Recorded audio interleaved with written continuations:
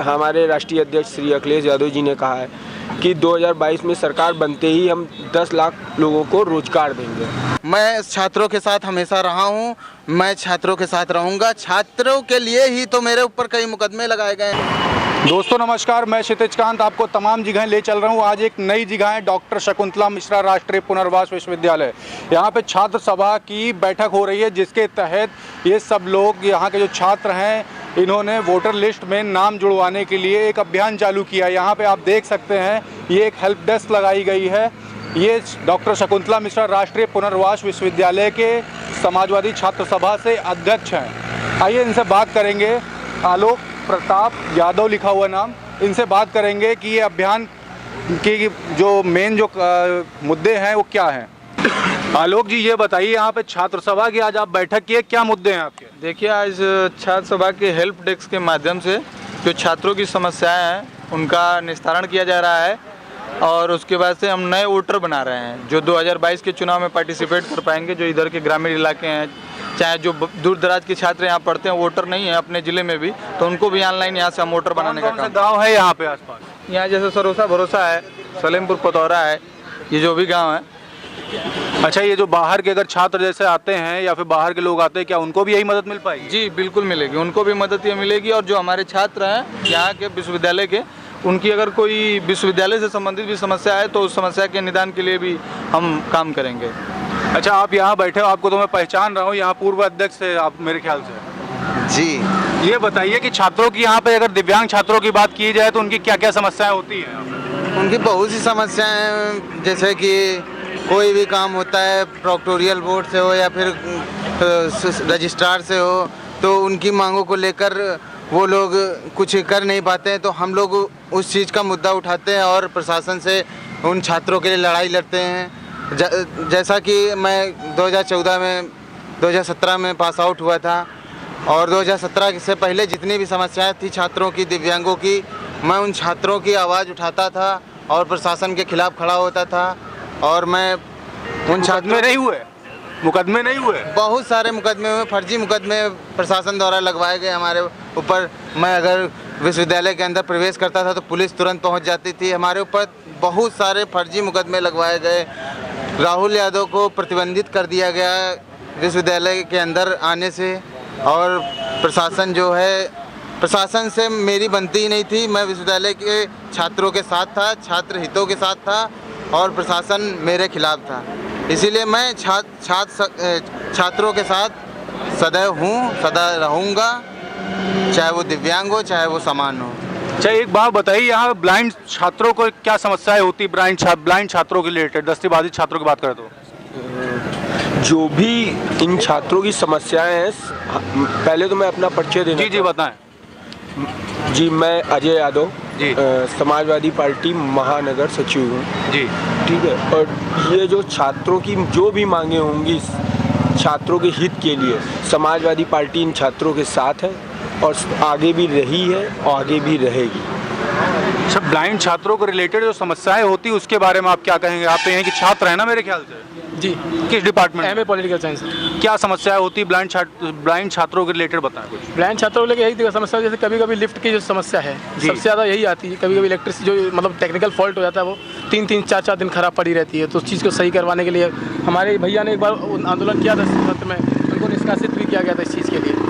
अच्छा, स्टडी से रिलेटेड उनकी क्या समस्याएं होती हैं? इसलिए रिलेटेड रहता है, जैसे उनका जो मतलब उनके स्पेसिफिक जो डिवाइसेस होती है उनके पास, जैसे मुहैया नहीं कराई जाती हैं, तो उनके पास जो डिवाइसेस होती है उनको मुहैया कराने का होता है। जो भी उनकी स्कीम आती है, स्कॉलरशिप आती है, तो उनको सही समय तक पहुंचा दिया जाए।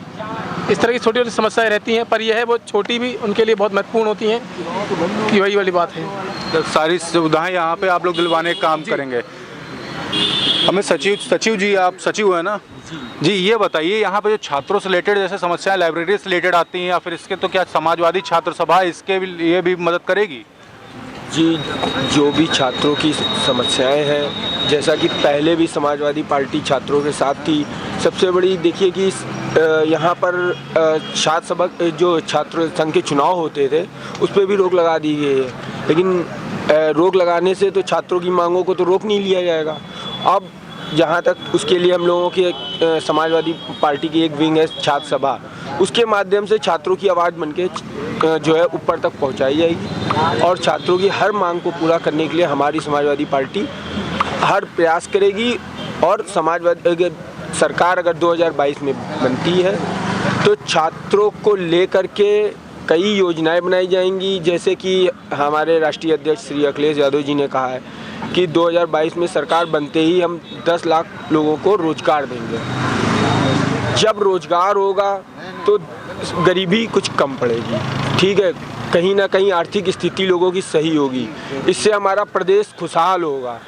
और पिछली बार भी आपने देखा होगा कि माननीय राष्ट्रीय अध्यक्ष जी 2012 में मुख्यमंत्री थे, उन्होंने कितना विकास कार्य किया, कितनी वुमेन पावर लाइन्स है, मेट्रो है और भी ना जाने कितनी जो है 100 डायल है।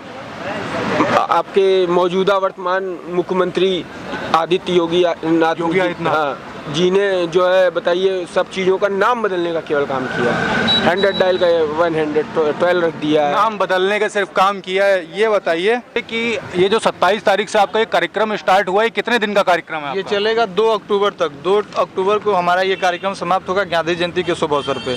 उस दिन हम 2 घंटे का उपवास रखेंगे गांधी जयंती के अवसर पे और 2 घंटे का उपवास रख करके एक संदेश देना चाहेंगे भारतीय जनता पार्टी की सरकार को कि देखिए गांधी जी सत्य अहिंसा के पुजारी थे और उनके आज जन्मदिन के अवसर पे कम से कम भारतीय जनता पार्टी छात्रों के साथ जो अन्याय और अत्याचार कर रही है, जैसे निजीकरण को ही ले लीजिए, निजीकरण के माध्यम से जो भी छात्र विश्वविद्यालय से उच्च शिक्षा ग्रहण करके भी निकलेंगे उनके कहीं ना कहीं हितों पर भी प्रहार हो जाएगा। इसलिए हम गांधी जयंती के अवसर पे इस कार्यक्रम के समापन के साथ साथ एक संदेश देंगे कि कम से कम अब से भी मुख्यमंत्री जी को सद्बुद्धि आए और निजीकरण से बाहर निकलें और जो इस देश के आम छात्र नौजवान चाहते हैं कि देश में अगर लोकतांत्रिक व्यवस्था है और लोकतंत्र में विश्वास करते हैं छात्र, तो उस लोकतंत्र को जीवित रखा जाए। किस किस दिन क्या क्या कार्य होंगे? देखिए सर, आज जैसे 27 तारीख है, आज हम वोटर बना रहे हैं जी, समाजवादी छात्र सभा के सदस्य बना रहे हैं और जो भी लोग हैं उनको ऑनलाइन वोटर बनाने का काम कर रहे हैं। कल 28 तारीख भगत सिंह के जयंती के अवसर पे वृक्षारोपण का कार्यक्रम है। हम इस फैकल्टी में भी 2-4 पौधे लगाएंगे और ला फैकल्टी जिस फैकल्टी से मैं आता हूँ उस फैकल्टी में भी पौधे लगाएंगे। उसके बाद 29 तारीख को हमारा वोट बढ़ाओ साइकिल यात्रा है। जो कितने लोग होंगे?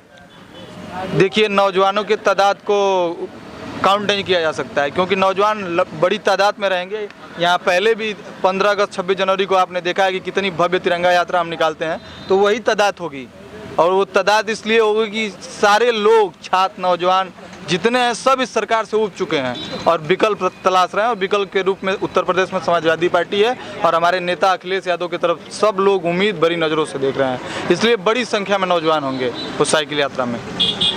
उसके बाद 30 तारीख को हम लोग अपने विश्वविद्यालय से जो प्रतिभावान छात्र हैं उनको सम्मानित करेंगे और जो अध्यापक हैं उनको भी सम्मानित करने का काम किया जाएगा जो छात्रों के हित में काम करते हैं और जो छात्रों को मुख्य धारा में जोड़ने के लिए लगातार प्रयासरत हैं।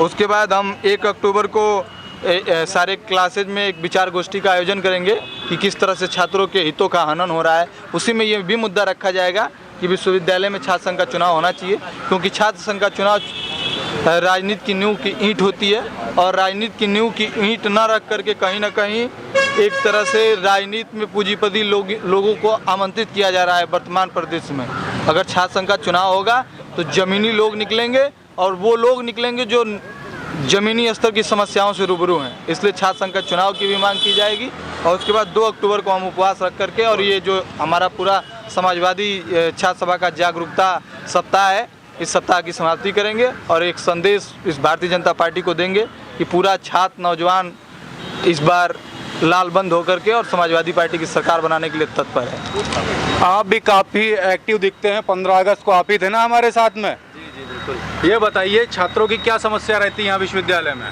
छात्रों की यहाँ समस्या का ही है। दिव्यांग छात्रों की बात कर रहा हूँ। दिव्यांग छात्रों को लेके काफ़ी समस्याएं सामने आई हैं। कैसे हैंडल करेंगे?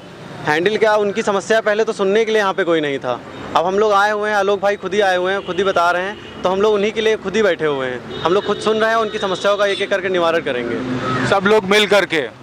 राहुल जी एंड करे एक मैसेज के साथ, जो छात्र अंदर बैठे उनके लिए क्या कहेंगे? मैं उनके लिए ये कहना चाहता हूँ कि वो किसी भी तरह की बुराई को देखकर मुंह न फेरें उस बुराई का जवाब दें। कोई भी प्रशासन द्वारा अगर उसको प्रताड़ित किया जा रहा है तो उसको देखकर मुंह ना मोड़े कि हमारे साथ अगर मैं ये मुद्दा उठाता हूं तो प्रशासन मेरे खिलाफ हो जाएगा। आपको मुद्दा उठाना चाहिए क्योंकि आपके साथ छात्र एकता है। आप छात्र एकता में हैं और छात्र संघ अध्यक्ष चुनाव होगा तो आप छात्र, आपके साथ छात्र, मैं ये कहना चाहता हूँ आपके साथ इतना छात्र है। आप किसी भी समस्या हो, कोई भी समस्या हो तो आपको एकजुट होकर समस्या का समाधान निकालना चाहिए। प्रशासन आपके खिलाफ होता है तो आप सब छात्र एकजुट हों और प्रशासन के खिलाफ खड़े हों, ना कि मुंह फेरें। छात्रों के साथ आप रहेंगे या नहीं? मैं छात्रों के साथ हमेशा रहा हूं, मैं छात्रों के साथ रहूंगा। छात्रों के लिए ही तो मेरे ऊपर कई मुकदमे लगाए गए हैं। मैं उनके साथ खड़ा होता था, मैं प्रशासन के मुंह पे तमाचा मारता था और मैं छात्रों के जो भी हो सकेगा मैं छात्रों के साथ हमेशा रहूंगा।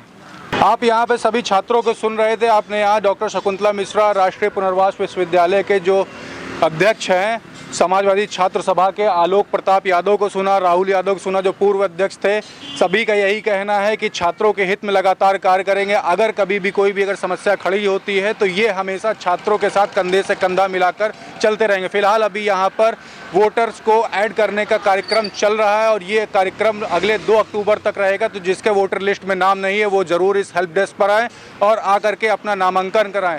मैं था क्षितिज कांत, कैमरा पर्सन एंटनी फिक के साथ प्रेसमेंट टाइम्स के लिए।